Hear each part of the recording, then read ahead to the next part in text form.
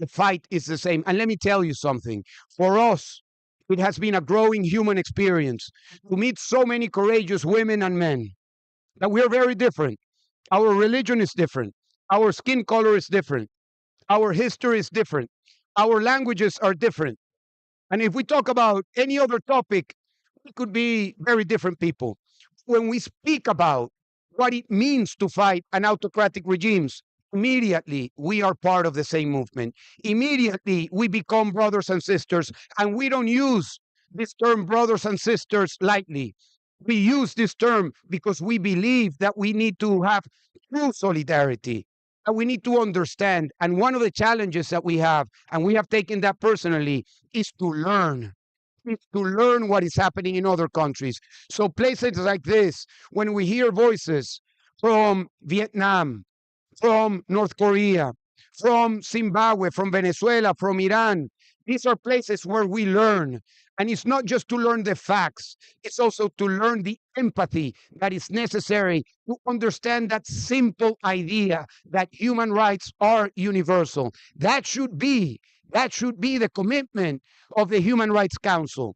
But unfortunately, it is not. Not because of the people that are doing the reports are not doing their work. Because I need to make the distinction. My brother always tried to make me politically correct because I, criticize United Nations. But this is a fact, and that's true. But at the end, it's endless meeting. Well, but we need to make the distinction because there are many courageous women and men that belong to the human rights system, that go to our countries, take risks, that make sure that truth is told, that crimes are reported. They do the job. They do the job. And I have seen them. I know them. I've spoken with them. But let me tell you something. They are as frustrated as we are when nothing happens. They come here year after year, present the reports, and then politics takes over and nothing happens. So what do we need? We need the democratic countries to stand together, to understand that the fight for democracy and freedom and human rights is a vital fight. And it is not just a fight for more statements and for more speeches. I think we need an alternative United Nations.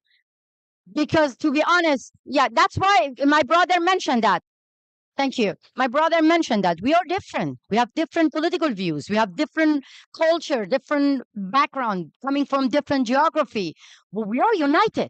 We stand together when it comes to fight together against tyranny, against dictatorship. We, all of us, many of us, we know each other through UN Watch, through Oslo Freedom Forum, through organizations that bring all the dissidents together. We are changing the narrative in the world. If those who are working for United Nations and they are frustrated, now they have to stand up against Antonio Guterres. They have to speak up. They have to say that they are frustrated. Because look, they spend hours and hours and they talk to the victims, and the victims inside Iran, they risk everything to share everything with the United Nations. And at the end, it's just a statement. Endless and useless meetings and statements. And that hurts the victims, that kills the hope of victims. Even now, I am shy to go to the victims and tell them that come and work with the United Nations, while the United Nations give a seat to the Islamic Republic to monitor human rights globally right after a massacre. That's why I believe that we need to build up a movement, an action-oriented movement that actually take charge and educate the youth in the West. Because look, I'm going to be very honest with you. It breaks my heart when some of like you in the West saying that, okay, this is in Zimbabwe, this is in Venezuela, this is in Hong Kong, this is in Iran. Why should we care about something happen miles away from Europe, Geneva, Netherlands? Yes? Whether you care about what's happening in Iran, in Venezuela, Russia, China, or not, those dictators, they really care about you. Some in the right wing in America say that America is first. We should just focus on America. They're wrong, because for dictators, America is first too. The first target to destruction. And for those left who sympathize with the Islamic Republic, they don't know that the Islamic Republic is not only targeting the women in Iran, or the Taliban is not just targeting women in Afghanistan. It's in their DNA to expand Islamism everywhere. So if you don't join us, believe me, sooner or later, you will face all these dictators in front of your door, your house. So dictators are coming to you. So you better choose your allies. Us, freedom fighters that you're going to listen, Maria Corina Machado, or you choose Maduro and you cry for Maduro being captured.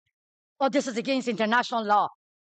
Capturing Maduro was the duty of international court, international law. They didn't do their job. I mean, so to speak about the frustration, I can feel the frustration of the people of Iran when the day that they celebrated the Islamic Republic revolution, they got a congratulations message from the Secretary General of the UN. How do you think? Condemnation, not a condemnation for the massacre, but congratulations for the regime. And what did we get from the UN Secretary General when Maduro was captured? Deep concern. Deep concern. That's what we got. So, of course, there is frustration. Of course, the UN system needs to be revised and needs to be reformed because it's not functioning. It's not functioning for what it's meant to be, for the people, for these ideas that we believe in, universal human rights.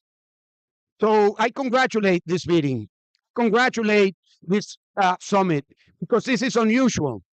It's unusual to come to Geneva and to have people like us to speak out, because many times they tell us you need to be politically correct.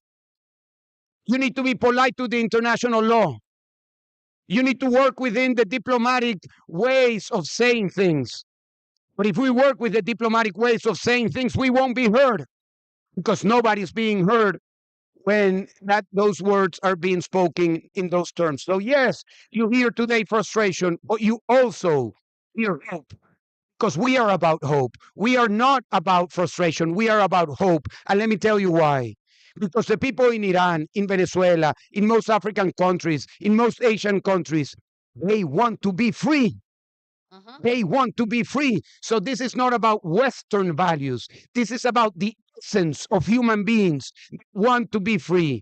And what we need to do is to bring together not just the dissidents, not just the movements, but also governments, media, organizations, human rights organizations. We need to bring everyone to this idea that the world could be a world respectful of human rights. And human rights, my friends, does not come alone. Human rights is a consequence of two other things. In order to have human rights, there needs to be democracy. In order to have democracy, there needs to be free and fair elections.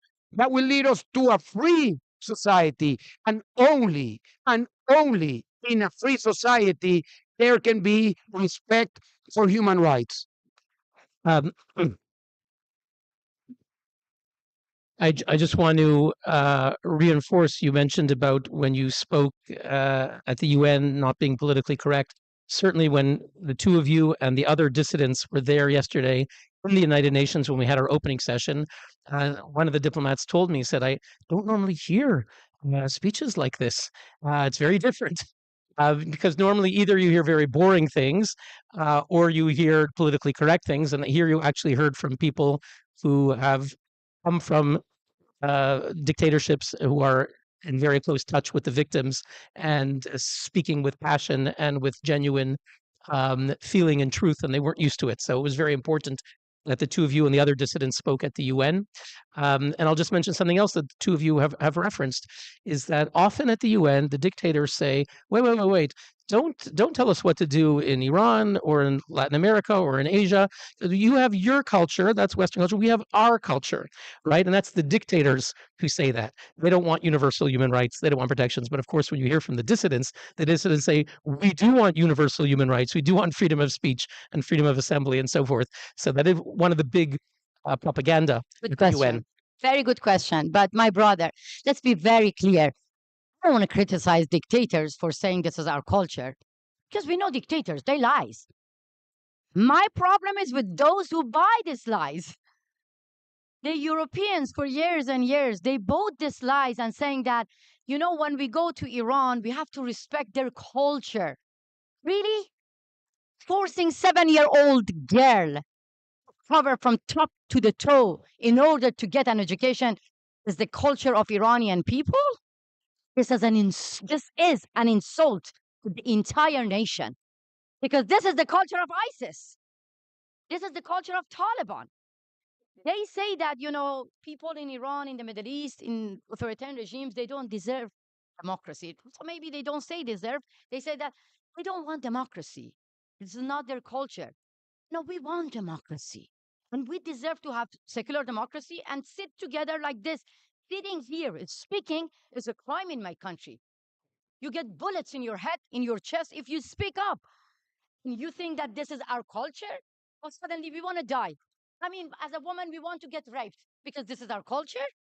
This is really an insult to a nation. So I don't criticize the dictators, but I call on Europeans, on democratic countries, to respect nation with empty hands, stand up and say that our culture is tolerance. Our culture is not death to America, death to Israel. Our culture is we want to normalize having relation with America, with Israel, with all over the world. Our culture is not I am Hamas. No. Our culture is Hamas, Houthi, Islamic Republic. They are the biggest terrorist organization against people of Iran, people of Palestine, people of Gaza, people of Israel.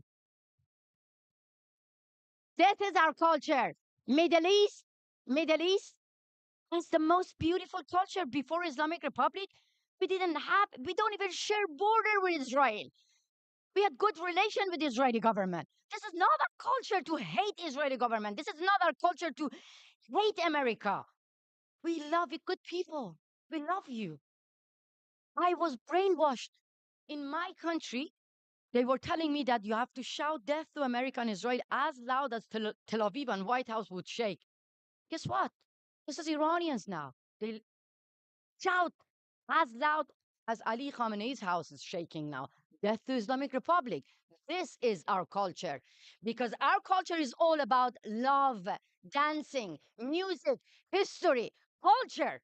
But their culture, the Islamic Republic culture, is death, sending weapons, sending assassins in front of your house, sending killers, rapists, expanding Islamic ideology everywhere. This is their culture. So then it's your choice. You have choice. You want to choose the culture of ISIS, Taliban, and Islamic Republic, Hamas, Houthi, Hezbollah, or the culture of the beautiful Middle East who wants to stand together and be a normal country, have normal relation with all of you. Choose us. You don't have two options. You have only one option. Yes? Because in the West, I'm going to, last sentence. Unfortunately, you cannot ask me to be politically correct. Unfortunately, some in the West, they are allergic to the word regime change. But hey, we have allergy to dictators. So it's very simple. Join us. This is the Berlin Wall moment of Venezuela, Iran. Please join us to bring the wall of dictatorship down. The consequence is going to be bigger than the fall of the Berlin Wall because we're going to have peace and global security without the autocracy ink. Together, we are stronger. Thank you so much. Leo, final thoughts, 30 seconds. I just join a global movement for freedom. We offer you the World Liberty Congress, but you also have the Geneva Summit. Just join. Understand that alone we cannot win this fight.